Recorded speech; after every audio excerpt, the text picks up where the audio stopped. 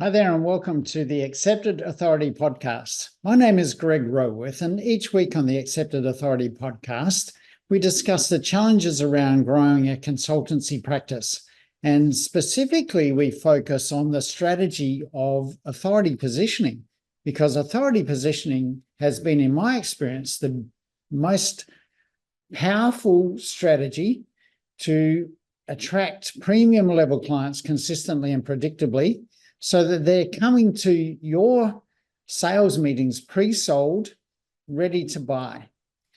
Now, in today's episode, I want to talk about how much of our IP, how much of our solution do we give away in our marketing process?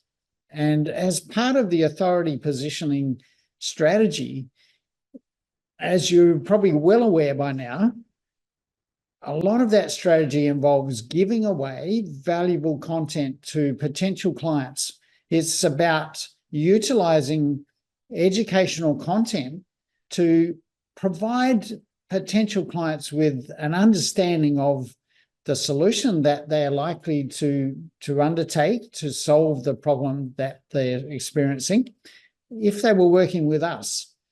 However, when we're promoting our services in the educational authority framework, we're not overtly selling ourselves, but we're providing our clients with a solution so that we're demonstrating our expertise. We are demonstrating our understanding of their situation and their problems, and demonstrating our process of solving that problem. So potentially, what can happen when you do that is that a client can take that information and use it themselves without coming to you for your help.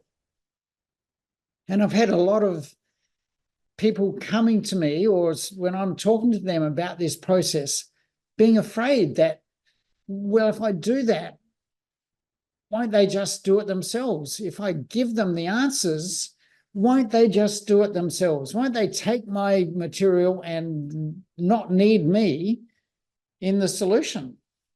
Now, my answer to that is twofold. One, yes, some of them may do that, but secondly, the better sort of clients, the ones who realize that they're better off investing their money with people who already have the expertise, who already know what to do and can do it far quicker than they can themselves, they're the ones who will invest in your services. They will see you as the authority, and they will come to you, providing you with almost carte blanche on how can you help us. We need your help. We love what you do. We love what you're saying. We see that as the answer to our problems. Can you help us with that? When you have people coming to you like that, you have easy sales, and you also have very profitable sales, because those sort of people are coming to you, not coming to you up against a whole range of other people that they're asking for proposals. They're coming to you, seeing you as the expert. They see you as the authority, and they will be saying to you, we need your help.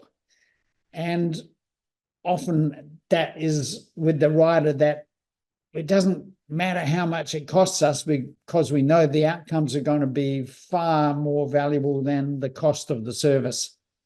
So when you are in that position, you don't really have any competition to worry about. You don't have to worry about your prices being sharp enough. You don't have to worry about that money equation.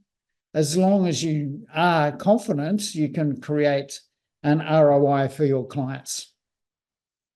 So how do we overcome this question of, how much do we give? How much do we provide our clients? What sort of value do we provide our clients? So we're not giving away the farm. We don't want to detail every instruction to follow through step by step so that our clients can just take it and run with it. the objective here is to give them enough information to know that you have the expertise, you have the understanding, you have the solution. And ideally, then they're coming to you to buy that solution. So there's a fine line in this process of demonstrating your expertise and your authority without giving them so much detail of how to self-medicate, how to provide their own solution following your instructions. So this is another dilemma for a lot of potential clients of mine, but also consultants that have a service that has value for clients, that provides the results and solutions, is potentially an ethical dilemma in wanting to provide value, but not provide so much value that the client or the recipient can take that information and do it themselves. But I think it's less an ethical dilemma than more an understanding of what this process is about, because this process ultimately is about marketing, and it's about demonstrating our authority, demonstrating our knowledge and understanding of both the client and their situation and what they need to develop a solution or to achieve a solution. It's not about providing the solution for them. And we see that in a lot of cases, authorities write books. They are the author of the solution. They will write books and provide a lot of value in how to solve a problem. But within that framework of the book, typically it's a format that is called format by the original inventor of this process. I can't remember her name now, but the process is why, what, how, and what if, or sometimes what's next. So within that framework of the format of why, what, how, what if, we're giving people the understanding of why this is important first. We don't just jump in with the what and the how, because without the context of why it's important, most people don't get to an understanding of where it fits. We need context first. And as a mentor of mine often said, context is far more important than the content. So in our authority marketing material, in our educational material, we want to be creating the context first for our clients. We want to be providing them with where this is important, where it fits, why this is the important part of the process. So that is a lot about showing your understanding of their situation, showing your understanding of the struggles that they're facing, the impact of those struggles, and the outcomes if they don't solve their problem.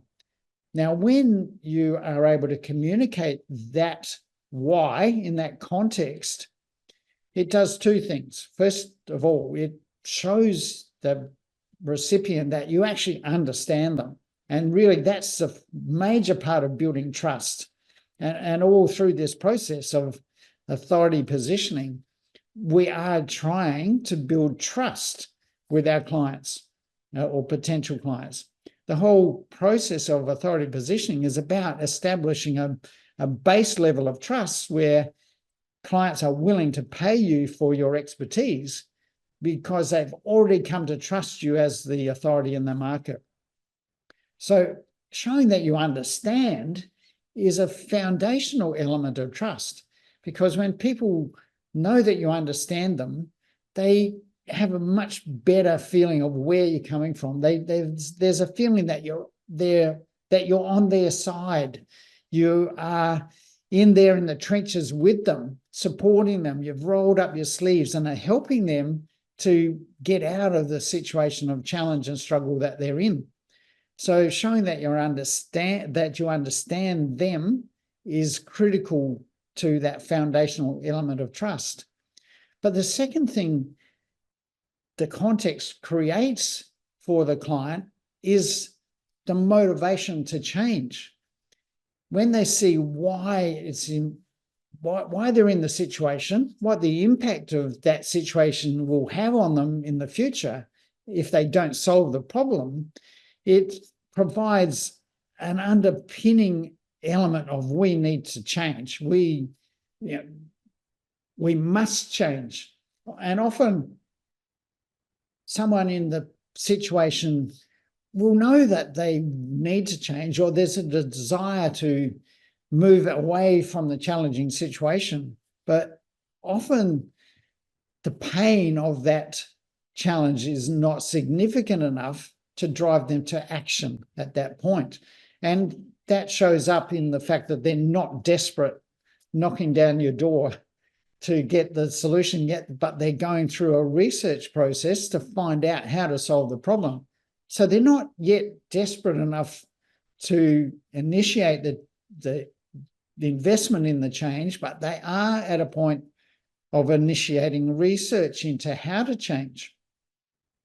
So to meet the client at that level with your educational content and then showing them what will happen if they don't change will provide the motivation to change, and they will want your help to make the change. So the context is so important. Then the what. What is the solution? What is it that will achieve the change? What is the process that they will go through? And then expanding on the what with the how. Now, the how is often the part of this process that creates the biggest challenge, because this is how far do you go? How deep into the process do you go to describe the step-by-step process of change, the solution? How fundamental do you go with this problem? Now, unless you are writing a detailed SOP, standard operating procedure, for what they need to do to actually do the work to create the solution, you're going to have something that's much briefer than that. So in an educational document or a video or training, whatever it is that you're providing to your clients, your explanation of the how needs to be a condensed version of the full process. Obviously, if you provide the SOP, they don't need your service, or they may, but a lot of people could take that document and follow it through and get the results. So that's not what we want to give them. We want to give them the condensed version of that process that gives them an understanding of, again, why is it important to follow that process?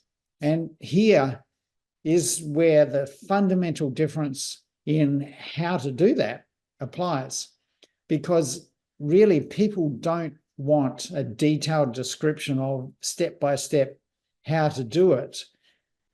In our educational content, we need to provide them a step-by-step explanation of the outcomes they will achieve through each stage of the process.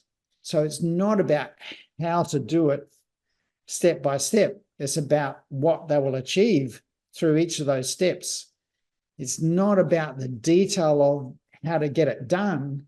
It's about the detail of what they receive or what they will achieve by doing those steps in the process.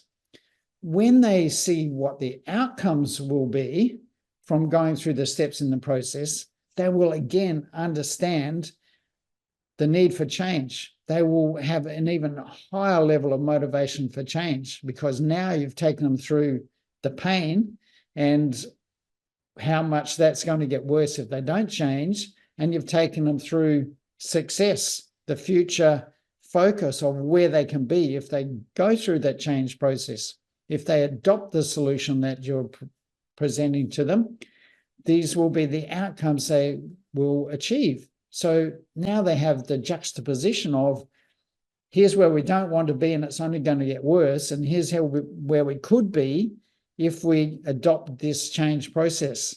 So their motivation to change will be at its highest at that point. Then the what if or the what next is your opportunity to describe additional elements to that. It could be, the what if is, again, what if they don't take action?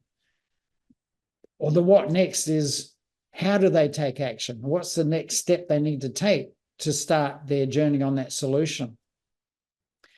So in terms of how much do we give away, it needs to be enough of our IP, ugh of the knowledge that we uniquely own, so that our potential clients can understand that we understand them and that we know the best solution for them, that we understand what will happen if they don't make the change and what will happen if they do go through the process. And they need to logically see that the process that we're taking them on through that success journey, through the solution that we offer, will deliver the results that they are looking for. That's the framework, that's the information we need to provide. We don't need to provide them with step-by-step details so they can take it away and do it themselves, but we do need to provide them with enough information so that they see that our solution is the most appropriate for them, and that by demonstrating that solution in the way we do, we become the authority in that process in their eyes, so that they will only come to us. They will see that we are the experts, we are the authorities in providing that solution, and really no one else is able to do it as well as us. No one else understands them like we do. No one else has the framework and the proposition of solving their problems like we have created in their eyes. That's what creates a winning sales and marketing formula, so that we have our potential clients coming to us saying, I need what you've got to offer. I don't care how much it costs. Just, can we get started, because I need it now? Imagine what it's like if you have clients coming to you like that. Well, that's what's possible when you give them just enough to understand the need for change, the motivation to change, and the desire to do it now. So that's where I want to wrap it up for today. I hope you understand that in authority positioning, the most powerful marketing strategy we can adopt as consultants and owners of consulting firms, that we need to give away enough information, enough of our IP for our clients to see us as the authority in the market, but not so much detail, explanation of our solution that they can go away and do it for themselves. If you want help in creating that sort of process or building a system like that, creating that sort of educational content for your marketing, then we can support you with that. I suggest you reach out to me either through a direct message through LinkedIn or Facebook. Just search for Greg Rowworth on either of those platforms and you'll find me easily enough. If you want to get more education about how we go through this process, then go to our website at businessflightpath.com. You will be able to download some free information there to educate yourself more about the process before you take action and come to me and have a conversation. But also there's the ability on our website to sign up and schedule a strategy session with me where we can take a deep dive in your situation, get an understanding of where your challenges are, and talk about how we might be able to support you in going through the change process you need to go through to have that marketing system in place that is attracting your premium level clients consistently and predictably, just the way I've described today. So reach out to me if you want some help with that. Otherwise, that's where we'll wrap it up for today. This has been Greg Rowworth on the Accepted Authority Podcast. Over and out.